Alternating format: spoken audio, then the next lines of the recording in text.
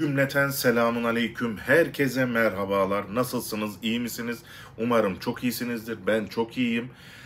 Bu videoda size öyle bir görüntüler, öyle bir bilgiler hazırladım ki belki de bu yolculukta hepinizin en fazla merak ettiğiniz konuya değindim.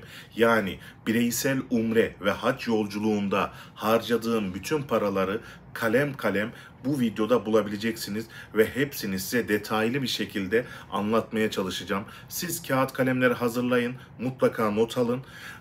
Bir de ricam olarak takip etmeyenleriniz varsa takip ederseniz, bir de izledikten sonra videomu beğenirseniz çok ama çok memnun olurum. Hadi vakit kaybetmeden videomuz başlıyor.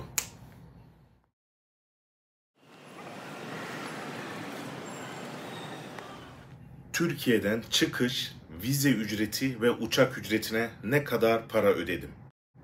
Ben vize ücreti 2 kişi kameramanla birlikte 3500 yani bu kurla birlikte 3600 olur, 3700 olur.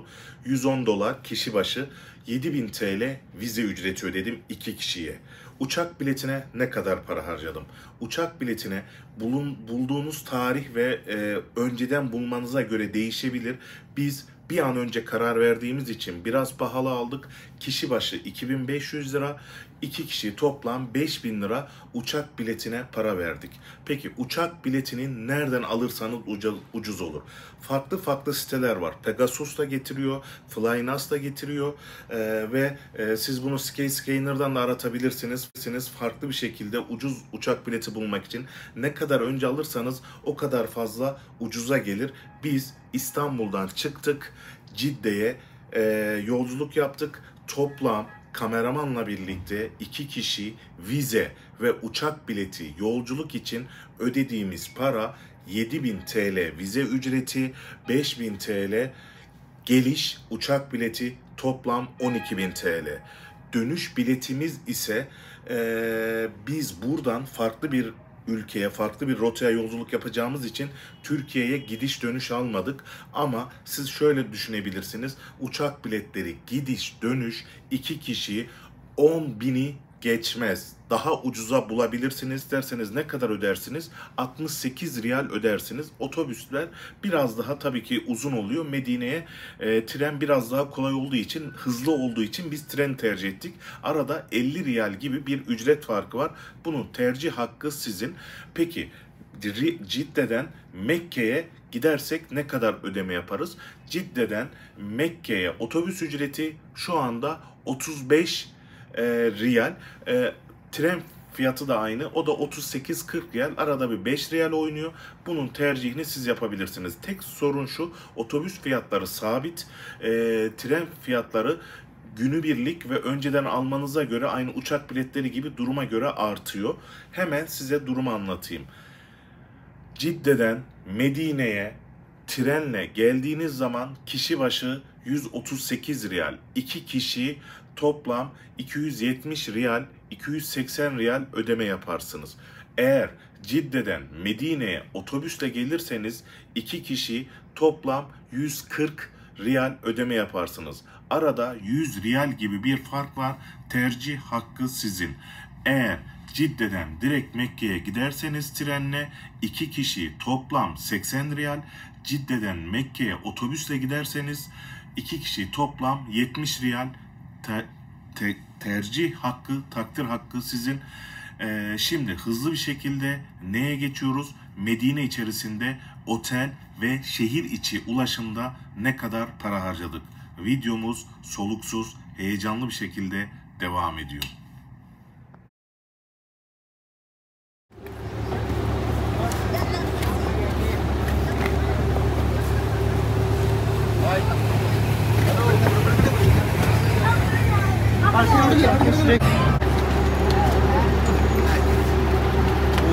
Kameraman bu ne sıcak.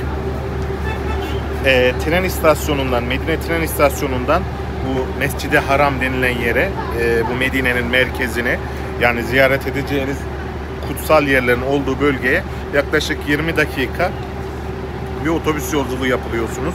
Kliması var, hiç sıkıntı yok.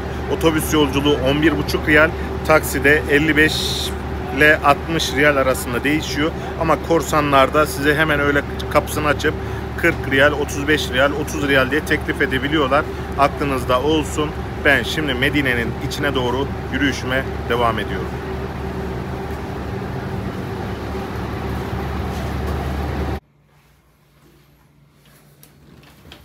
Şimdi size Medine'de ilk gün kaldığım otel odasını göstermek istiyorum. Gömleğimi hemen buraya astım. Burada bize sular vermişler. Telefonu var. Böyle televizyonu var. Bu şekilde bir gardırop var. Perde var. Yani yataklar bu şekilde düzenli bir şekilde. 3 kişilik bir oda, problem değil. Asya ülkelerinde görmediğimiz bir ayrıntı. Tabii ki burasının geliş amacı belli. 2 tane Kur'an seccade var. Oradan not etmeniz için dualar ve defterler kitabı var başucunda. Bir de şu şekilde böyle tertemiz banyosu ve tuvaleti var. Şimdi Medine'de otel bulma olayı şu şekilde. Siz şunu yapmamaya gayret edin. Ya ben oraya gideyim, orada otellere tek tek Türklük yapıp pazarlık yaparım vesaire gibi düşünmeyin. Buradaki insanların kafası Türkiye'deki gibi çalışmıyor. El ele böyle bir pazarlık yaparım değil. Zaten geldiğiniz zaman çoğu otel kafileyle çalıştığı için bireysel şeylere yok deyip geçiyorlar. O nedenle uygulama üzerinden otellerinizi bulmanızda fayda var. Uygulamaların adresini aşağıya ben yazacağım. Agoda ve Booking üzerinden güzel otellerinizi seçebilirsiniz. Ama otellerinizi seçerken mutlaka yorumlara dikkat edin. Az yorum olanlara girmemeye çalışın. Çok yorum olanları ve yorumları detaylı bir şekilde okuyun. Medine'deki oteller Mekke'deki otellerden biraz pahalı. Kişi başı diyorum pardon. Bir oda fiyatı, yani eşinizle birlikte, ailenizle birlikte oda fiyatı 2 kişilik 1000 TL ile 3000 TL, 4000 TL arasında, zaten ucu açık ne kadar şey olabilirse, ama yemekler olmadan 1000 TL'ye, 1250 TL'ye çok rahat Medine'de otel bulabilirsiniz. Böyle 3 öğün yemek dahil bazı otellerde denk gelebilirsiniz ama onları da bu Agoda ve Booking üzerinden bulmanız biraz zor olabilir. Medine'de otele ayıracağınız günlük otel fiyatı, oda fiyatı 1000 TL ile 2000 TL arasında değişiyor. Bilginiz olsun. Medine'ye kavuştuk. 2 günden beri, yani dünden beri hiç boğazımızdan herhangi bir restoran yemeğe geçmedi. Biliyorum Arabistan'ın en meşhur yemeği elbeyk. Onu yiyeceğiz. Onunla bir problem yok ama bugün hemen gelir gelmez gördüğümüz ilk restoranta kendimizi attık. Şimdi Arabistan'ın pilavını, hem bir tavuk olanı hem de et olanı söyledim. Bunları deniyorum. Bana afiyet olsun.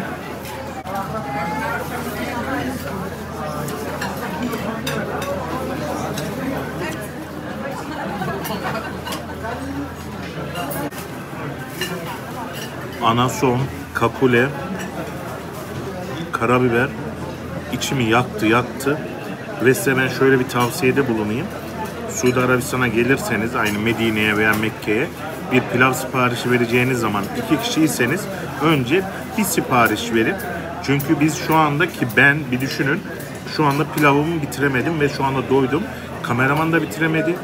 Biz bunu paket yaptıracağız. Yani boşa boşuna paket vesaireyle uğraşmayın, hem de boşa gitmesin. Eğer otelinizde 3 öğün yemek yoksa, zaten 3 öğün yemek varsa bunun fiyatı 1000 TL, 1500 TL değil, 2500 TL, 3000 TL arasında değişiyor.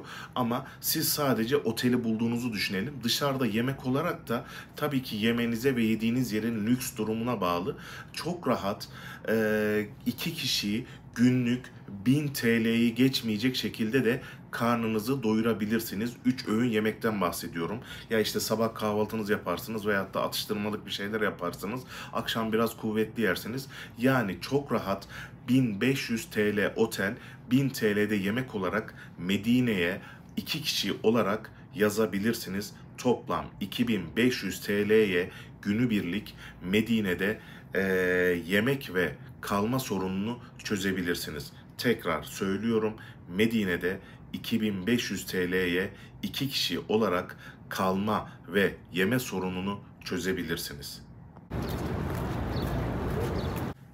Şimdi evet, kalma sorunu çözdük, yemek sorunu çözdük, bunları anlattık. Peki Medine'de ziyaret edilecek yerlere ulaşım. Medine'de ziyaret edilecek yerlere ulaşım için üstü açık otobüsler var. Kişi başı 80 riyal alıyorlar. Hop on hop off diye bir şey var. Yani indi bindi. Bu otobüs 6 saat boyunca sürekli dolaşıyor, sizi beklemiyor. Durak durak durak durak siz ziyaret edilecek yerler durağında bu otobüsü bekliyorsunuz. Bu size birinci bir şey. Peki Türk olsanız ne yaparsınız? Hemen izliyoruz. 130, 130, 130, 130, Tamam. 100. Tamam. Evet, pazarlığı yaptınız. Bu otobüs duraklarında taksiciler zaten sürekli sizin yanınıza geliyor ve pazarlığınızı yaparsanız, özellikle de çok kişiyseniz, 2 kişi, 3 kişi, 4 kişiyseniz taksiler daha uyguna gelir. Hem uyguna gelir hem de hızlı olur. Yani bu ziyaret edilecek yerler, örnek veriyorum, Uhud Dağı olsun, Mescid-i Kıbleteyn olsun, Mescid-i Küba olsun, Hendek Savaşı'nın yapıldığı yerler olsun. Oralara hızlı bir şekilde gitmek için taksi daha ucuza olur. Biz kameramanla birlikte 2 kişilik taksiyle 160 TL yerine 130 TL'ye taksiye şey yaptık. Belki birkaç daha fazla uğraşsaydık 120'ye 110'a da düşürebilirdik. Sizler de bu taksi seçeneğini atlamayın. Çünkü kişi başı 80 riyale götüren otobüsler her saat başı duraklardan kalkar ve siz onları bekleyeceksiniz diye akşama kadar bulabilirsiniz. Ama biz bu taksiyle yaklaşık 3 saat içerisinde size bağlı ziyaretlerimizi tamamladık. Bir de bindiğiniz zaman taksiye hurma pazarına götürmesini mutlaka ama mutlaka söyleyin. Abi baklava ya. Böyle yağlı yaş hurma, şerbetli gibi, emin olun baklava. Yani önceki insanların işte İslam tarihinde yani tatlı olarak hurma ve şey olayı her şeye bedel abi. 10 numara.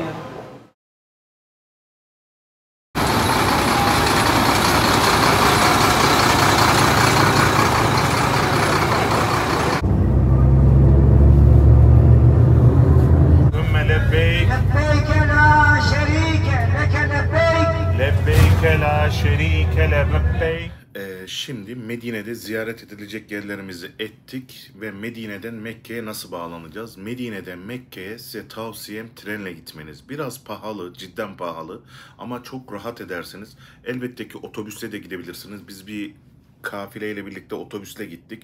Bu biraz uzun sürüyor. İhramla bir şekilde zor olabilir ama trenle 172 riyale, durumunuza göre değişir, 172 riyal vererek Medine'den Mekke'ye trenle hızlı bir şekilde bağlanabilirsiniz. Şimdi Mekke'ye geldik.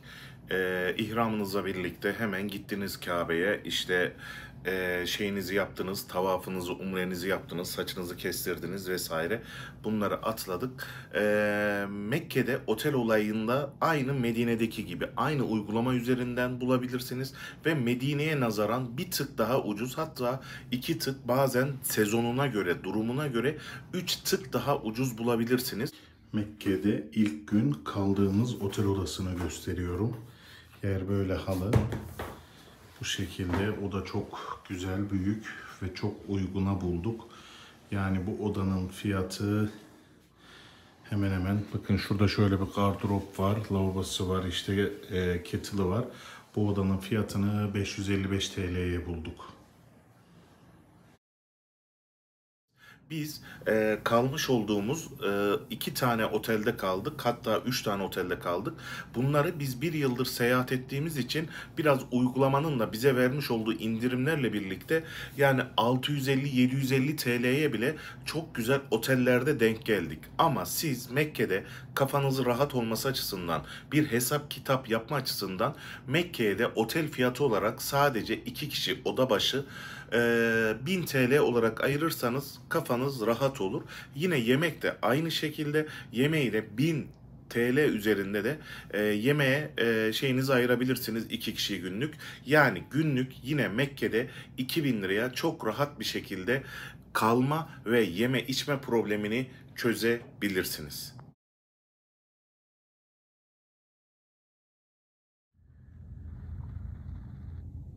Evet, Agoda'ya geldik. Agoda'da gideceğimiz yeri işaretledik. Mekke. Örnek veriyorum, sizin Temmuz'da geleceğinizi varsayıyoruz. Temmuz 24 ile 31 tarihler arasında böyle 7 gece bir rezervasyon birlikte yapalım. Evet, işaretledik. Tamam, ara diyoruz. Evet, oteller geldi. Yukarıda sırala var. O sıralaya yapıp en düşük fiyatı işaretleyebilirsiniz. Ama genelde yukarıda en düşüğü veriyor. Ve Ibis Otel var. Bakın. İyi bir oteldir. Burada biraz daha uygun bir fiyat var. Ve Ibis Otel 5.739. Yani bu ciddi anlamda 7 gecede çok iyi bir para. Yani 750. Bakın burası biraz da uygun ama bunlar biraz apartman dairesi gibi. Buraları tavsiye etmem. Bakın burada bir otel daha var. Durrat Mina Hotel. O da 5000 lira. Burada da kalabilirsiniz. Bunun da fena kötü olacağını zannetmiyorum. Bu şekilde ücretler gidiyor. Bakın oteller. Ama biz hemen ilk başta, çünkü burada ben de kaldım, Ibis Otel'i seçelim. Ibis Otel'i seçtik. Hemen aşağıya doğru iniyoruz. Odayı seç var. Odamızı gördük. Oda hakkında burada bilgileri gör yazar. O bilgilere tıkladığımız zaman işte oda hakkında şehir manzarası, 22 metrekare, işte hepsi, bütün detaylarını orada görebilirsiniz. Ama şu çok önemli. Bu otelin şöyle bir güzelliği var. Bakın gördüğünüz gibi burada bir çek yatı var. Yani oturmak için koltuğu var. Tavaftan geldikten sonra o sizi çok fazla dinlendiriyor. Hemen yatağa yatmadan önce kettle'dan bir sıcak su, çay ve çok rahat dinleniyorsunuz. Tavsiye ederim. Buradan seçe basıyorsunuz ve odanızı seçmiş oluyorsunuz. Evet, şu anda bastık. Buraya geldi. Zaten şeyleri var. İşte 7 gece tarihleri var. Hepsi var. Buradan aşağıya doğru indiğimiz zaman direkt kredi kartı bilgilerinizi giriyorsunuz ve odanızı direkt tutabiliyorsunuz, alabiliyorsunuz ve ondan sonra size bir rezervasyon numarası veriyor. Bunu bu otele geliyorsunuz. Resepsiyona gönderdiğiniz zaman da rezervasyonunuz onaylanmış oluyor. Zaten adamlar sizi çok güzel bir şekilde karşılıyorlar.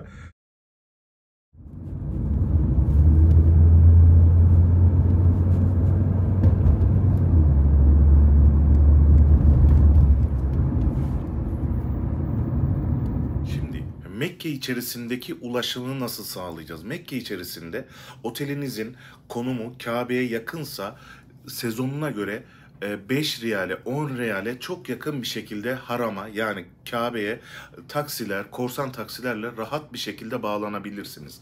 Ama tutacağınız oteli 50 TL, 100 TL'yi fazla böyle gözünüzde görmeyip biraz yüksek verirseniz, çoğu otelin Kabe'ye servisleri vardır.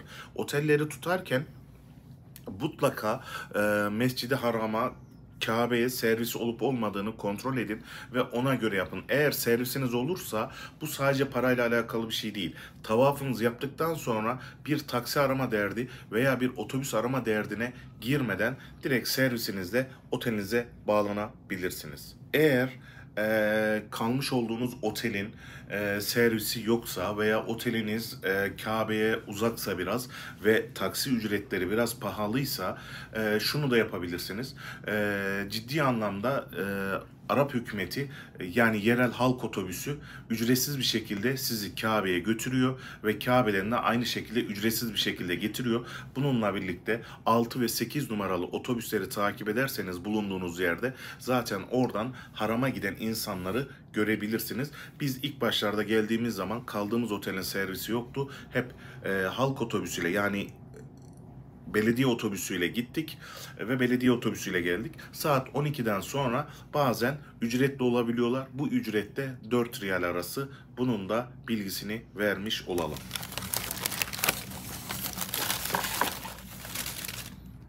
Şimdi belki bazen şu da olabilir. Otelinizi tuttunuz, yemek olayı, ya her seferinde restoranta gidip böyle bir yorulma veya restoran arama derdine düşmeden uygulama üzerinden, aynı bizim Türkiye'deki Getir, Trendyol vesaire, Yemek Sepeti gibi uygulaması var. Hunger Station diye. Hunger Station üzerinden de yemek siparişinizi verebilirsiniz. Otelinize yemek siparişinizi isteyebilirsiniz. Bazen ciddi kampanyalar oluyor veyahut da ücretsiz nakliye, ücretsiz kargo ücretleri oluyor ve çok uyguna bir şekilde uygulama üzerinden de yemeğinizi yiyebilirsiniz. Aynı şekilde ya ben taksiyle, korsanla fiyat pazarlığına girmek istemiyorum, uğraşmak istemiyorum derseniz de Careem diye bir taksi uygulaması var. Onu telefonunuza indiriyorsunuz ve o gideceğiniz konumu yazıyorsunuz. O size ücreti aynı bizim Türkiye'de olduğu gibi bir taksi vesaire onlar olduğu gibi size fiyatını söylüyor. Yemek uygulaması Hunger Station, taksi uygulaması Careem diye geçiyor. Onların da alta ben açıklama kısmına uygulamaların ismini yazacağım. Bana şunu söyleyebilirsiniz. Ya Fevzi abi sen bir de orada sadece umre yapmadın. Haccını da Allah kabul ederse yaptın. Oraya ne kadar para harcadın derseniz bu olay çok karışık bir olay ve çok fazla meşakkatli bir olay. Bunu tek tek kalem olarak anlatmıyorum. Niye derseniz bunların bir şeyi yok. Herkesin yaşadığı deneyim, herkesin yaşadığı tecrübe çok farklı. O nedenle size şöyle bir fikir verebilirim. Yani örnek veriyorum benim Arafat'a çıktığım ücretle bir başkasının çıktığı ücret farklı. Benim hac döneminde kaldığım otelle bir başkasının kaldığı otel döneminde farklı. Umre sezonunda hemen hemen bu söylediğim rakamlar hemen hemen birebir karşılığı olan rakamlar. O nedenle hac sezonuyla ilgili fikri olanlar, hac sezonuyla ilgili sorusu olanlar, hac sezonununla ilgili harcamış olduğum ücretleri merak edenler için aşağıya Instagram adresimi yazıyorum. Yemedim mi iyiyim Instagram adresine girip oradan bana sorunuzu sorarsanız mesajlar DM kısmından ben bütün sorulara elimden geldiği kadar hikayeler kısmında, story kısmında cevaplamaya çalışıyorum. Oradan takip edebilirsiniz. Yemedim mi iyiyim Instagram hesabında bütün hac sezonuyla ilgili, hac yolculuğumla ilgili bütün fiyatlandırmaları, yaşadığım deneyimleri, yaşadığım aksilikleri YouTube'da izlediğinizden daha farklı olarak hepsini orada birebir karşılıklı olarak anlatıyorum. Oradan takip edebilirsiniz. Çünkü hac sezonu çok uzun bir sezon. Kaldığım süre boyunca kurbanı var, Arafat, şeytan taşlama, Mina, Muzdalife çok uzar. O yüzden fazla vaktinizi almıyorum. Evet, Umre sezonuyla ilgili her şeyi birebir anlatmaya çalıştım. Umarım beğenmişsinizdir. Eğer takip etmeyenleriniz varsa takip ederse çok sevinirim. Videomu da beğenirseniz çok mutlu olurum. Peki gelecek bölümde bizi neler bekliyor? Gelecek bölümde size şöyle bir video hazırladım. Kameraman olmadan ben sanki sizin gözünüzde Kabe'ye girişten ve Kabe içerisinde yani Kabe'nin etrafında yaşadığınız olumsuzlukları hep sanki siz dolaşıyormuşsunuz gibi bir kamerayla görüntüler çektim. Onu size gelecek bölümde birebir anlatmaya çalışacağım, birebir yaşatmaya çalışacağım. O video da sizin çok fazla işinize yarayacak. O videoyu da kaçırmamanızı şiddetle tavsiye ederim. Çünkü kamerayla gezdiğim için ben değil, siz gezmiş olacaksınız ve sanki sizin gözünüzden ben sizin yaşayacağınız tüm aksilikleri hepsini anlatmaya çalışacağım. Sizler için, daha doğrusu kendim için burada çok güzel deneyimler yaşıyorum. Herkese çok ama çok teşekkür ederim. Geldiğiniz zaman takip, yorum, beğenme vesaire önemli değil. Benim için de, bu kardeşiniz için de, bu abiniz için de yapacağı yolculuklar için, yapacağı yolculuklarda karşısına doğru insanların çıkması için güzel bir dua ederseniz size minnettar olurum, duacı olurum. Kendinize çok iyi bakın. Gelecek bölümde, gelecek çok farklı bölümde görüşmek üzere.